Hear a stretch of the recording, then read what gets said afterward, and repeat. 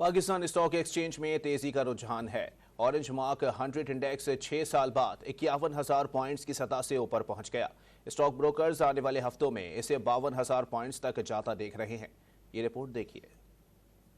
मईशत में बेहतरी और चीन से सीपैक की मद में भारी रकम मिलने की उम्मीद पर स्टॉक मार्केट की रौनकें लौटना शुरू हो गई हैं और बेंचमार्क मई 2007 के बाद नई रिकॉर्ड सतह पर पहुंच गया है। ब्रोकर्स जल्द ही मार्केट को 52,000 पॉइंट्स पर जाता देख रहे हैं।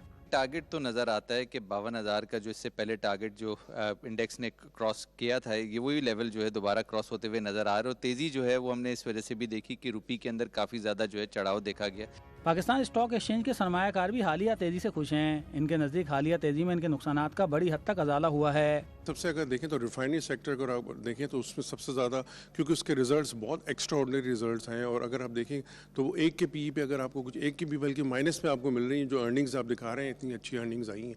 प्लस इसके अलावा अगर आप जाएँ तो OGDC हो गया, PPL हो गया, उनकी वजह ये थी कि उनमें गैस सर्कुलर डेट का था और गैस की प्राइसेस का स्विंग नॉर्दर्न हो गया, तो उनकी वजह से देखिए न्यूज़ पे मार्केट चल रही है। कोशिश सारे तो कवर नहीं है, मगर क्योंकि लोगों ने इतने लॉस कर चुके हैं तो कम मार्जिन के ऊपर फौरन निकल जाते।